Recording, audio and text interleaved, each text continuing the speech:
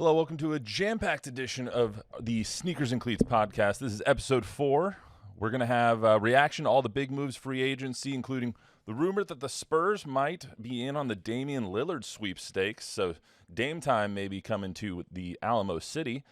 Plus, the latest on Victor Wembanyama, as the big Frenchman gave us some insight on what he's learned so far, why he isn't playing in the FIBA World Championships, why he's not playing in the Sacramento Summer League, but is playing in Las Vegas. And last but not least, San Antonio native Josh Jung is going to start the All-Star game for the American League, becoming the first rookie to do so since 1949, at third base at least.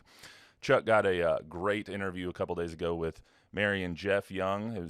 That's what I'm calling the good stuff. It was a great interview, Chuck. So, yeah, it was all them. I mean, they're really good people, and obviously very humble people too, considering what's going on. Right.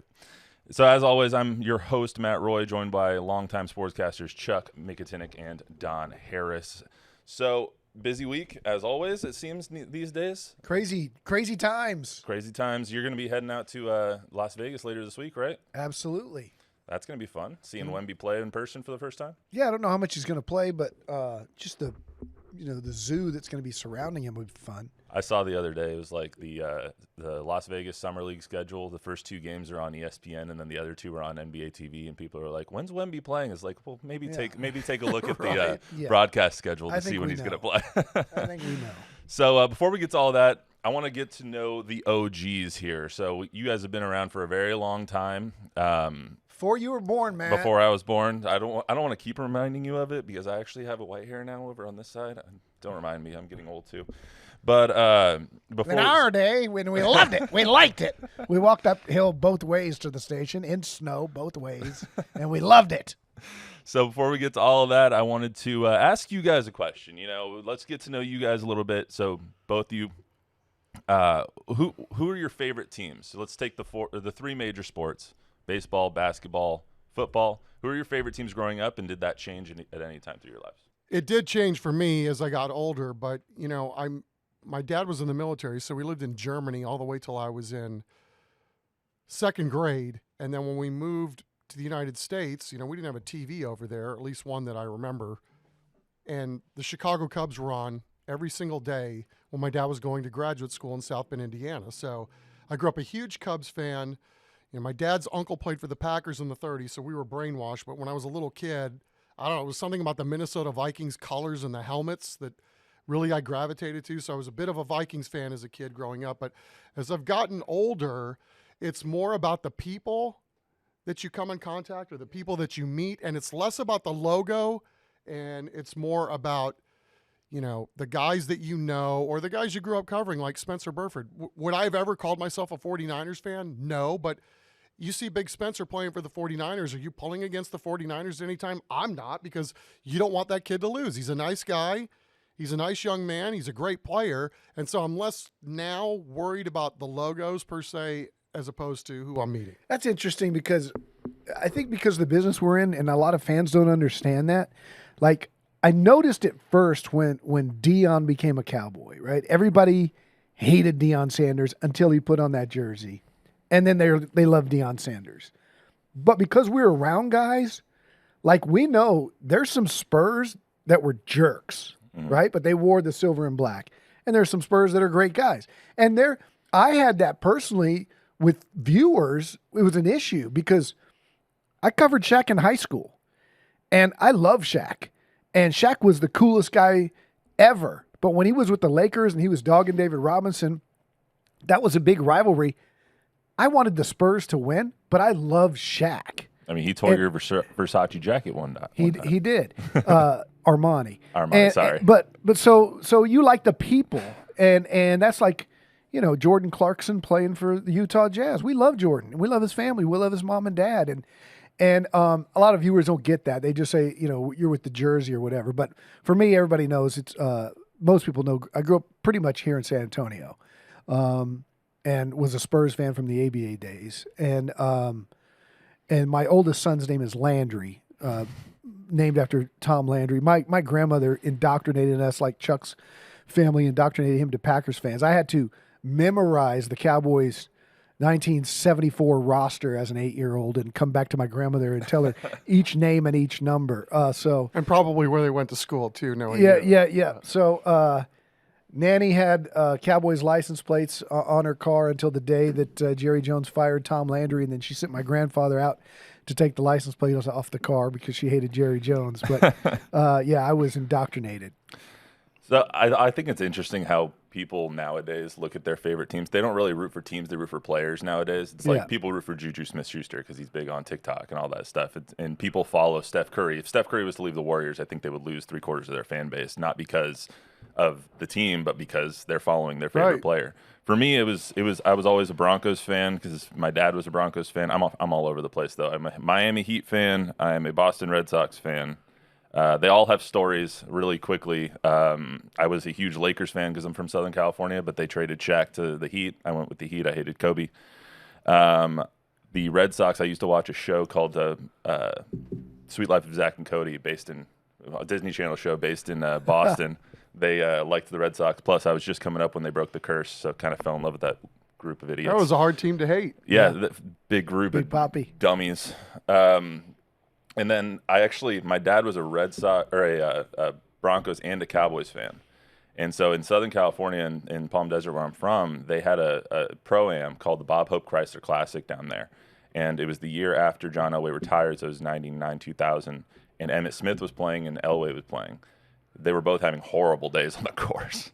So my dad decked us out in Broncos stuff, and we went out and tried to get our stuff signed by John Elway. He shanked one into the right side, and he still took a moment to sign all of our stuff mid-round and was really nice about it, talked to us for a couple of minutes. And so then my dad took us back to the car, changed us into all Cowboy stuff, and tried to do the same thing with Emmitt Smith. And Emmitt was having an equally bad day, and he came over and cussed us out when we were trying to get stuff signed. And so you probably never forgot that, right? So I was like, you know what? Screw Emmitt, screw the Cowboys. Right. I'm a Broncos fan for life. So, which is funny because the public sentiment of the two of them is the complete opposite. Right. The day you ran into him, Yeah, exactly. Well, I mean, it's like the public sentiment you talked about Boston, right? Josh Beckett, a stalwart on that staff when they were starting to win, lives here. I think the reputation he had in Boston was that he was surly, he was bad with the press. I mean, he's always been good to us. I mean, like lights out, great guy. You can call him anytime. He's really good because he's friends with Jimmy Walker. Like if Jimmy Walker does something great, you can always get Josh Beckett to chime in and, give you some play-by-play on what's going on with Jimmy. So, again, it's just funny how a narrative or something is created around a player. And again, it goes back to, are you a fan of the logo or are you a fan of the guy? I mean, I wasn't necessarily a Red Sox fan, but I was never pulling against Josh Beckett, not any stop of his career. And like I went to ASU, I'll always root for Herm Edwards, no matter where he goes, what he does. I'll always root for Herm. I know he wasn't great at ASU, but he was fantastic. Brandon Ayuk, I'll always root for him because I went to school with him. It was just those kinds of things. You'll always root for those guys. Sure. But anyway, let's get to Dame time. The Portland Trailblazers star Damian Lillard, he requested that trade from the Trailblazers. His preferred destination is the Miami Heat, but he has a deep respect for San Antonio, as I would imagine most people do. But makes everyone's ears perk up a little bit around here. So, gentlemen, I ask you now, Damian Lillard to the Spurs, who says no? Matt. Gonna be we're hypocrites because we're going to discuss this, but no, Matt, he's going to your team, the Miami Heat. I mean, I'll hope he's going to the Miami Heat because he wants to go to the Miami Heat, and player empowerment, they get what they want. He doesn't have a no trade clause though. They can send him wherever he wants. True, but they're not going to. They're going to send him to Miami. Tyler Hero is going to probably be involved in a third team. It doesn't make any sense for the Spurs. There's no reason in the world that you would want the window with Wemby to be shortened by a guy who's going to be 36 years old in year 3 of this deal, making $63 million a year. I'm intrigued by this. I'm intrigued by being the third team in a Dame Lillard to Miami deal or to Philadelphia and maybe giving up a pick and a Keldon or something like that for a Tyrese Maxey or something like that, so, somebody who's going to fit your window to grow where you don't give up as much assets. But look, it's going to take a lot to get Dame Lillard one-on-one the Spurs have the assets, but they would be giving up way too much to try to get Damian Lillard here. I don't know if they would be, though, because you have, I think we went over it last time, 12 first-round picks, 14 second-round picks in the next 5 years. They're going to want young players. And they have cap space. They're not going to get both. You saw what Bradley Beal went for. And he had it, but he also had a new trade clause. So, I mean, he went for a little less than he should have. But if you give up, just throwing names out there, Devin Vassell and 3 first-round picks, you're probably going to get Dame. I don't think so. And I wouldn't give up Devin Vassell. I wouldn't give up Sohan either. I might give up Keldon because of his money. What about Malachi? If it was just Malachi and a couple of picks for Dame Lillard, yeah. But Malachi, Doug McDermott, a couple of picks? Maybe, but I'm more worried about what he does to your cap and the length of the window. And one thing we know about the Spurs is this is all fun talk, but they've already planned this out well in advance. So they probably thought about this 3 years ago, and they're way ahead of everybody. And they have a plan. And I don't think, and I may be wrong, but I don't think their plan involves a 33-year-old. Chuck? I think what Don said is apt. I mean, I think it's all about the window, right? On the surface, who wouldn't want Damian Lillard on their team, right? I know I would. He'd be fun to watch. I'd pay money to watch that guy play. He's one of the few in the league that I would. I mean, I think everything that he's about, team first, that kind of guy, that speaks to me. Who wouldn't want this guy in your team? However, the window just doesn't match up with all the young guys that you got, including number one that you have now for the foreseeable future, and a guy that's just going to be growing into his career. I mean, if this was a team that was on the verge of making that leap into the upper echelon of teams, then you'd say, of course, let's do it. We got these assets. This guy gets us over the top. But right now, again, I think organically, let's just see how this thing plays out before we start trying to jam said superstar into the lineup. And I'll say this, too. Chuck and I both remember David Robinson's rookie year. When the Spurs surrounded him with Terry Cummings and Caldwell Jones and Mo Cheeks, and they got Rod Strickland, Sean Elliott came in the same year, and they were ready to win. They didn't know it, but they were ready to win right after Christmas. And they go 7 games with Portland, and Portland goes on to the finals. That was a team that went from 20 wins to 60 wins, and they were good overnight. If Wemby is ahead of where they think he is, because I think they think he's a 2 to 3 year development. But if they get to the All-Star break and they're 5th in the West and he's averaging 20 and 10 and he's ahead of schedule, I could see them making a deal at the deadline, but I don't think they're going to do it now. I think it's probably year 2, year 3, but if they accelerate the timeline and they prove that, let's say Jeremy takes a big leap forward and so does Malachi and so does Devin, and they're really good, then I think they would add that piece. But I think it's still a year away, but I wouldn't be surprised if that's the case at the deadline. The way I kind of think about it is back in the, 12-11 when Oklahoma City had the 3 monsters. They had Harden, Westbrook, and Durant, all drafted, all homegrown talent. So the way I'm kind of thinking about this, they never got over that hump because they needed something else. And yes, the timeline might not match up perfectly, but if you have Damian Lillard plus Victor Wembanyama plus 2 or 3 of those other pieces that are already on the team, whether it's this year or next year, they're going to make that leap. You're almost forcing them to make that leap. But you don't know what Wemby is, and that's why they're going to wait. You know what you have at least as a floor. You have a good defensive player you think as a floor, but you don't know. And again, I just think he's too old and he's too costly. Yeah, he's 33 years old. Tyrese Maxey appeals to me way more than Damian Lillard, and I know he's not as good a player, right? But he might be. Jeremy Sohan averaged 11 points last year as a rookie. You know how many Kawhi averaged as a rookie? 7.9. Couldn't shoot a lick. Who's to say Jeremy Sohan isn't Kawhi? We don't know yet what Devin's going to be, what Jeremy's going to be, what Malachi's going to be. But that also goes to the other argument. You know exactly what Dame is. Right. So why would you give up a Jeremy or include a Malachi or a Devin when they could be better than Damian Lillard? Better than Damian Lillard's like saying you're going to be better than a top 70 player of all time. He's a 5-time All-Star. Yeah.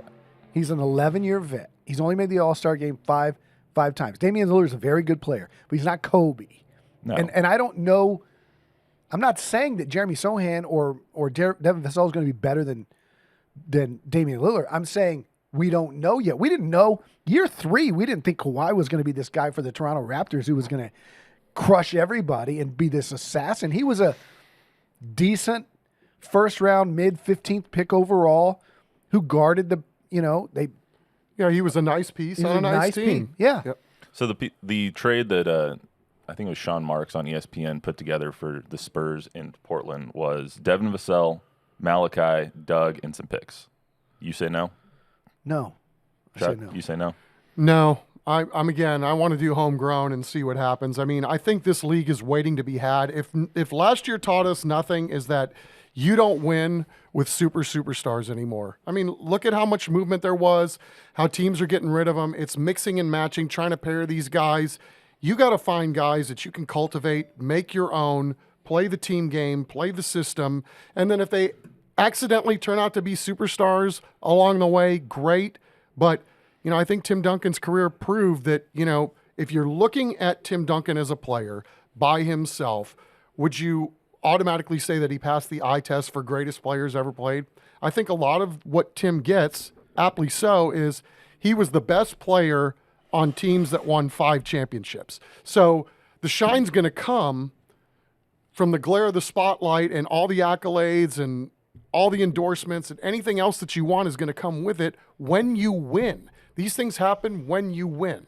So if you're at a place right now and you're just trying to grab all these guys, most of them have never won, and then hope you're going to win.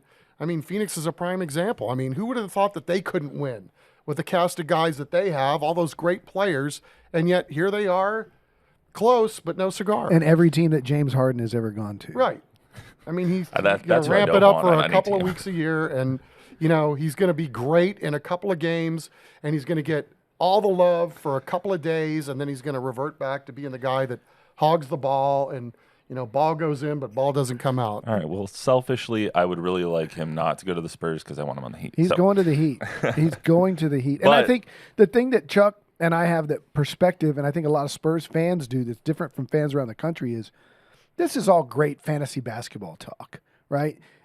But that teams win. That's why we were kind of pulling for Denver. Denver was so much Spur-like with Jokic and the guys around him. Amen. And, you could the offseason is exhausting with LeBron and AD and who are the Suns going to trade for, and Kevin Durant and James Harden on the move, and Russell Westbrook, however many teams he's played for. Chris Paul can't get along with Harden, and then he can't get along with Westbrook or whatever. It's the teams. I mean, that's fun for fans, but coaches know what wins. And what wins is an Aaron Gordon, who's like a top 5 pick, right? Deciding to play a role on a really good team with Jokic and Murray and those guys. And that's what I think the Spurs have potentially with the young guys they have. Let me ask you this. If this was 2 years from now, you would say yes to this trade? Yes, maybe. If Wemby, Damian Lillard was 33 in 2 years, like if we had the exact same situation right now, all the guys on the roster for the Spurs were 2 years older, we kind of knew what they were, you would say yes, correct. probably. If Wemby 2 years from now is what we think he's going to be. Got it. Well, let's move to the Spurs moves that they have made. They re-signed Trey Jones. They didn't re-sign Keita Bates-Diop. They re-signed Champagny, re-signed Sandro. Anyone want to pronounce his last name? Kelachvili. Yeah, that. They re-signed him. So what do you guys think of the moves that the Spurs have made so far? Filling out a roster. I mean, Trey's nice. Trey's a nice He's back. the quiet glue guy, as Brian Wright said. That's a good price for him, too. Yeah, $20 million. Yeah, I like watching Trey Jones play ball. I mean, it feels like he's in control of what's going on when they run their sets. He looks like a point guard to me, and what's the problem with letting him grow up in the system too, right? I mean, you don't know. I think they've truly stuck with what they said last week or 2 weeks ago. Every time it's just blending together now. When they said that they're going to let the guys dictate what this team is. Right now, I think we all can agree that they're not a championship team. They might be eventually with the guys they have on the roster and some other stuff. But right now, I think they're a play-in, maybe a playoff team at that 7-8 spot. But they're really going to let these guys dictate, okay, you want to win this year? play like you want to win this year. You want to win next year? Play like you want to win next year. They're going to really kind of dictate that. So. Yeah, whatever we think in free agency when this thing kicks in on July 1st and everybody starts talking about it on the shows on ESPN and stuff, they've thought about it 2 years ago. Right. And to me, this looks like a league that's just waiting to be had right now. There's all this superstar movement and players flocking to each coast. And it just looks like this league, there's going to be a team that's going to come out of nowhere that's going to do this right, do the slow build, and then they're going to be able to dominate this entire league, because it looks like, at least to me on the surface, that there are very few of these teams that actually know what the hell they're doing. We're recording this Monday at about 1:30. Let's just hope that Dame's not traded by the time this gets posted in about 2 hours. So He'll be in Miami. He'll be in Miami in 2 hours, and then you can disregard the first 15 minutes of this podcast. So finally, we heard from Victor this week about him not playing in the Sacramento Summer League and him not playing in FIBA. Let's take a listen to him first, and then we'll talk about what he said. It's I had a long season with the Match 92. I'm gonna have a long season with the Spurs. And there's the Olympics after that, and I just think that more than 2 years without rest is too big of a risk. There's really big events coming up like the Olympics that I really don't want to miss, and so to be able to be available for the national team for the next I don't know how many years, I feel like I need to miss this one. How hard was that decision to make for you? And knowing how much you love playing. Yeah. Well, really hard. It's because for me, my career is gonna be as much with the franchise as with the national team. There's titles to win with both, and missing the national team is just like missing a season with the Spurs. It's kind of crazy, So what are you guys' thoughts on hearing that from Victor? To me, it sounds like he and his team really thinking realistically about how he can have the most success for his career in just his longevity, and kind of making him have like a LeBron type career instead of someone who retires in 5 years.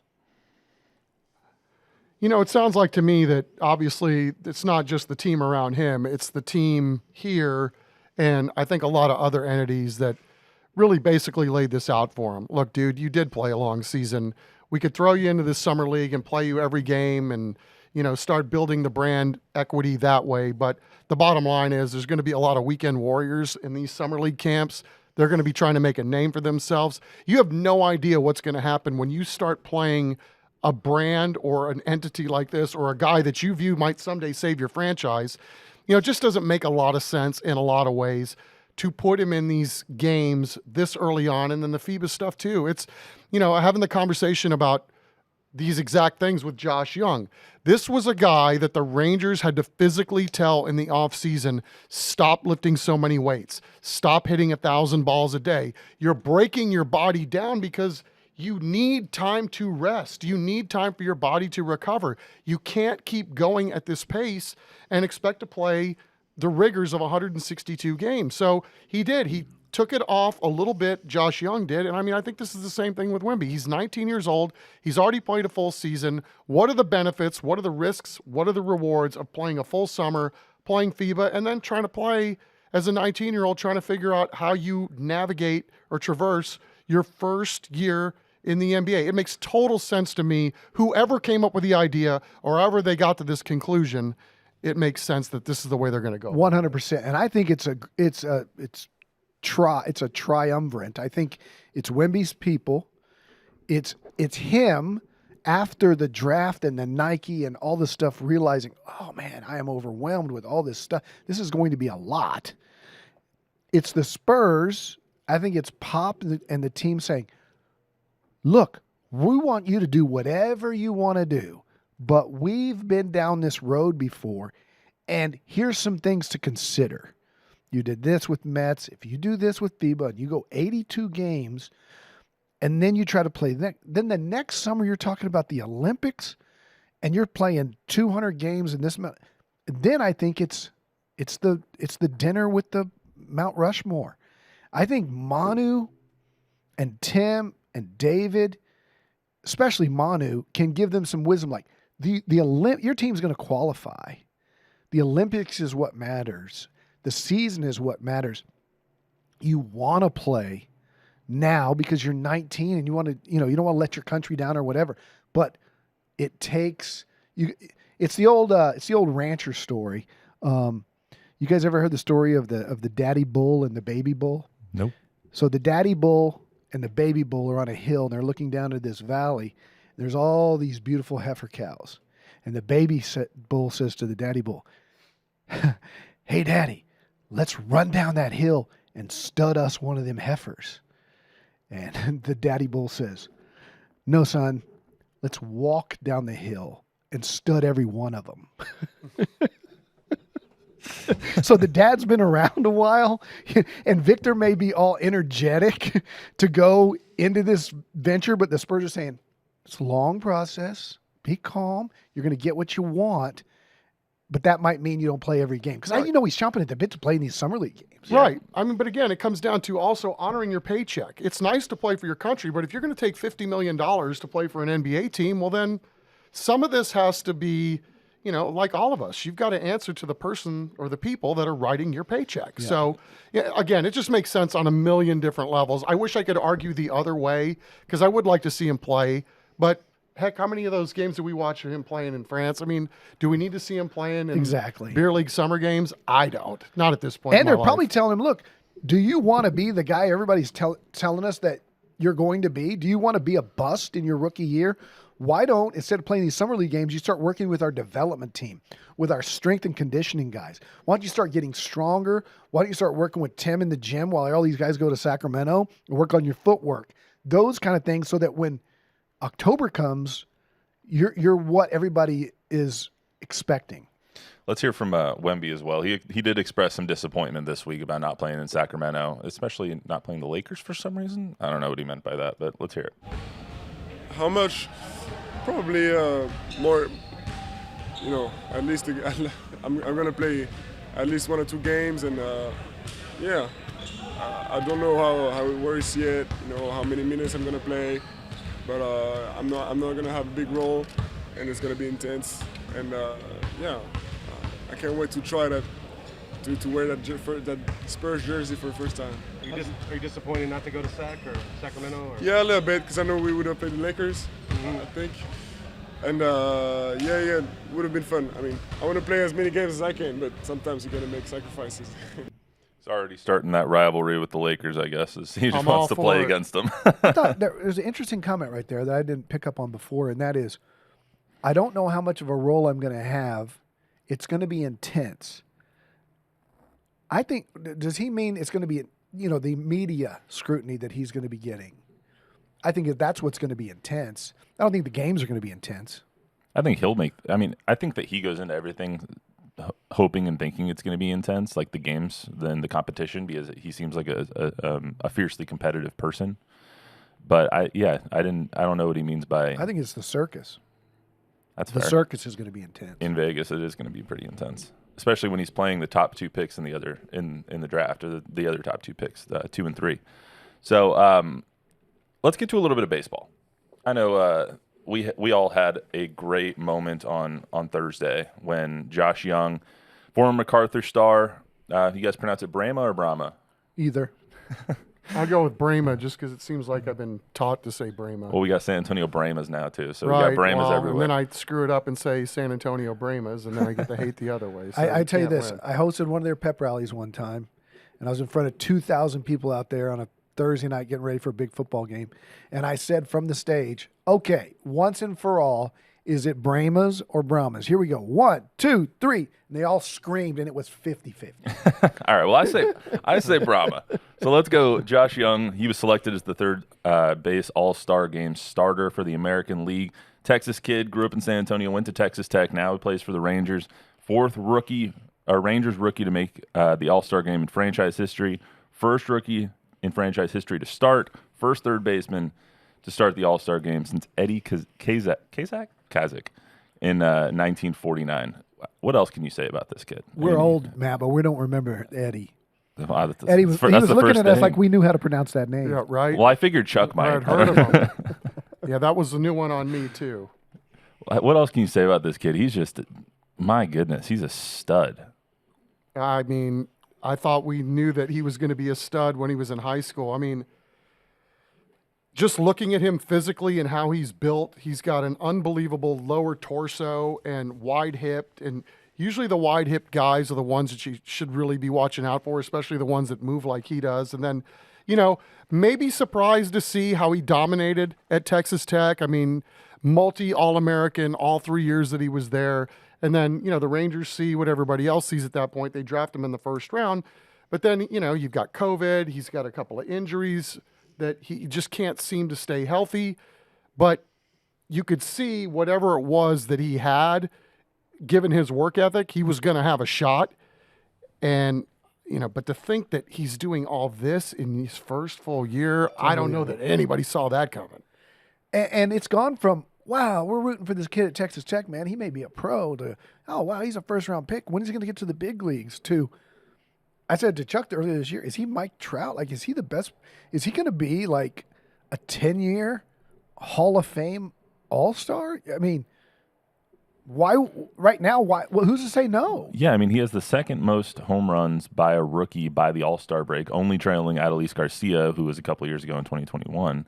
And Garcia came in as a 28-year-old from the minors. I mean, Josh Jung is just having an unbelievable year. And what's crazy about it is that he's only favored to win the Rookie of the Year right now in the AL by like a little bit over Masataka Yoshida of the Red Sox. It's kind of crazy.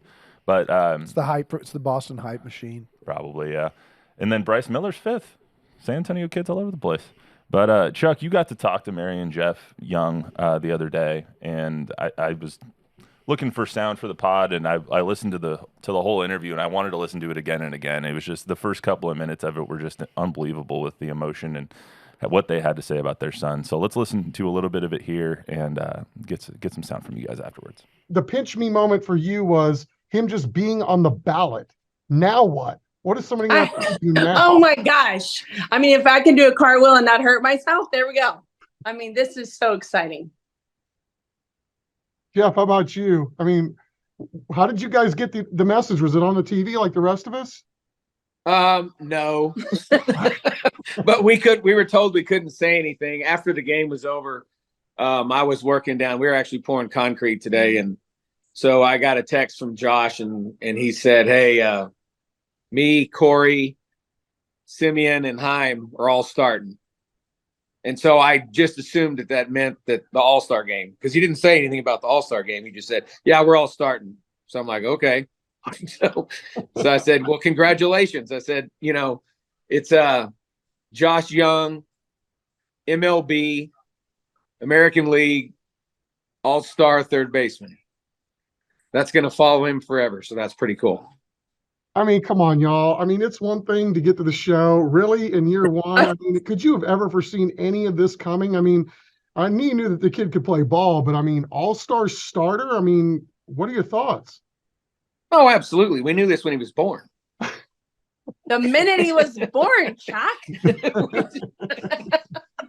No, I mean, you always, you hope for, you know, the best, and he's always put his goals forth. And I mean, it was, you know, I think the one thing that he did say is he goes, well, there hasn't been a rookie third baseman start for the American League since 1949. He didn't know who it was, but he just, you know, threw that in there. So, yeah, it's special. It's one of those things that you don't expect. It's kind of a pinch me, you know, just like she said earlier, just crazy. That's so exciting.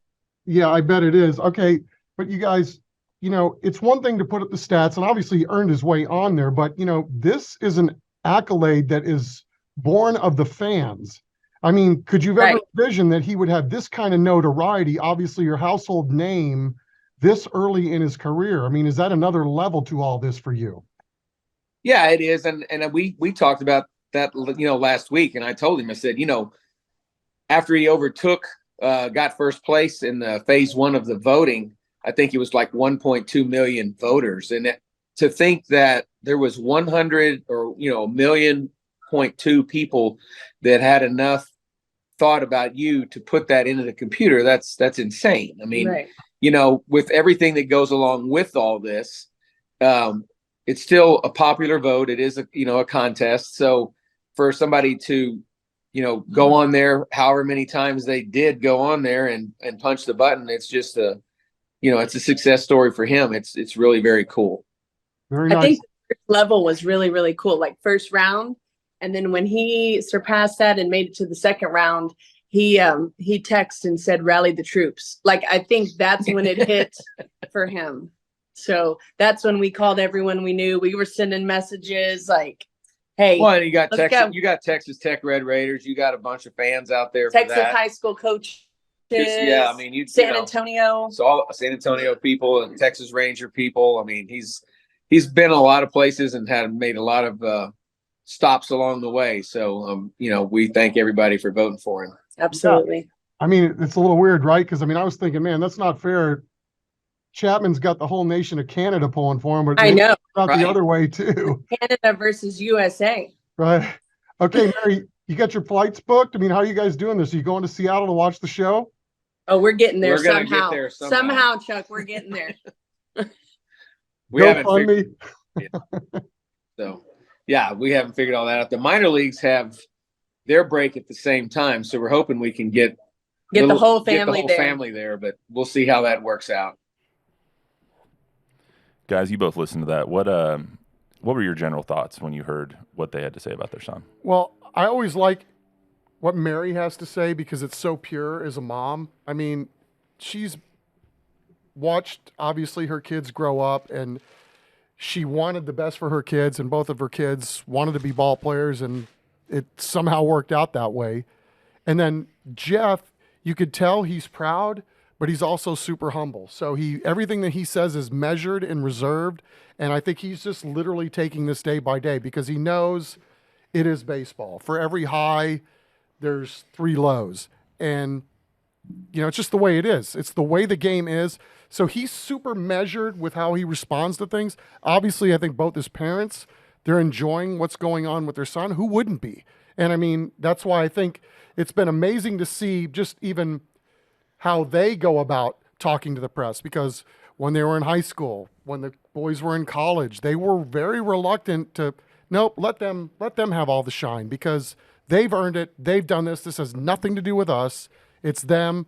Now it's nice to see that they can just sit back and, I think, Don, as we get older, I'm more interested in the parents' stories than I am. We've done so many of these. Wow, look at who's the soup du jour from San Antonio stories over the years.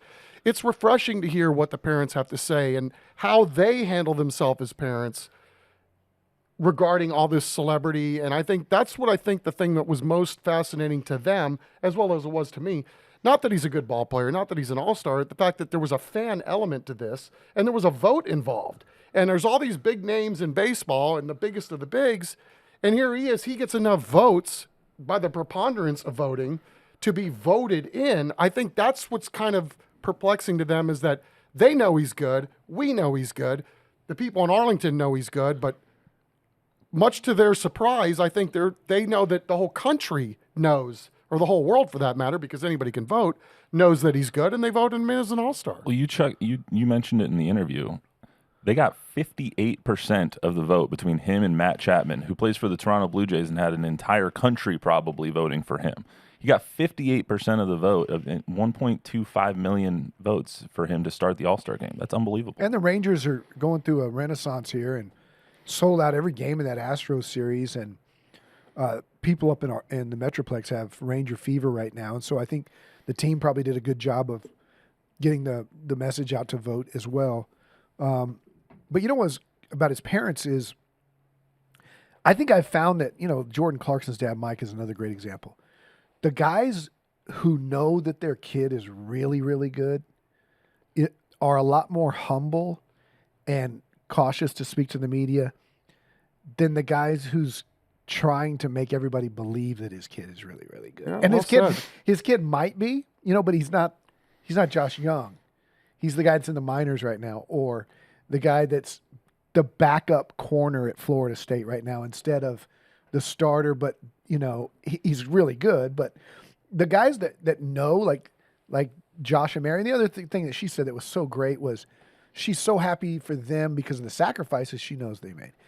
Jack we had him on TNL, I think his junior year as a quarterback, and he didn't play his senior year. And she said he went to the first game with tears running down his face because he gave up football to concentrate on baseball.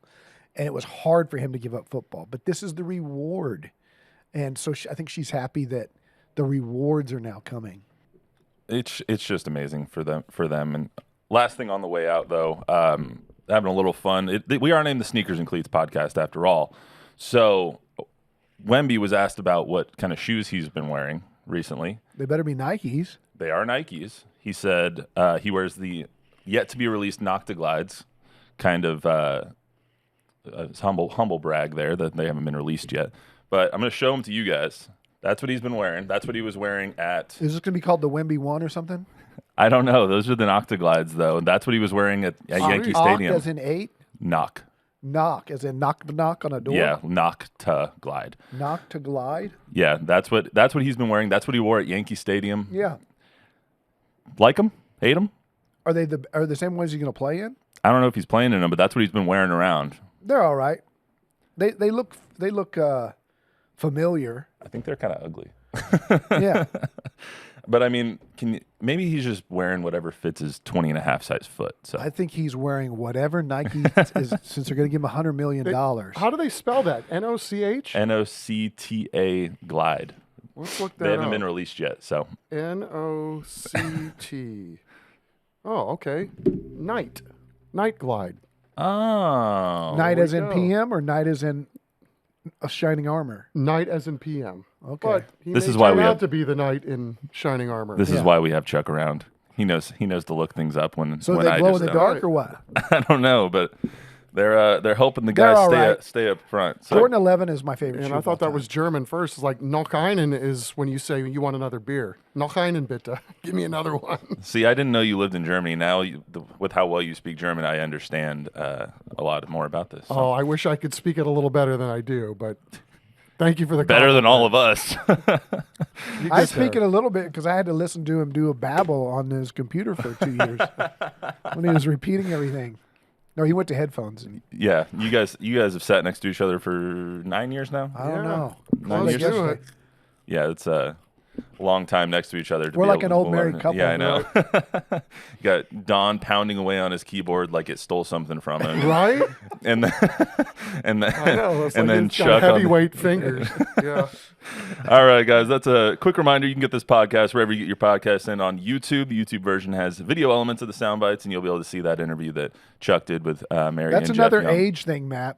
See, we came up in the era of typewriters Okay. where you had to bang in order to get it on. Yeah, and he's gone through 4 keyboards this year probably. So please download, subscribe, rate, review the podcast. It helps us out a lot with our metrics. Give us a 5-star rating. We'll read some feedback next time. I think we have a couple of comments on there, so that's great. We'll see you on Wednesday with thoughts on the Spurs and Summer League.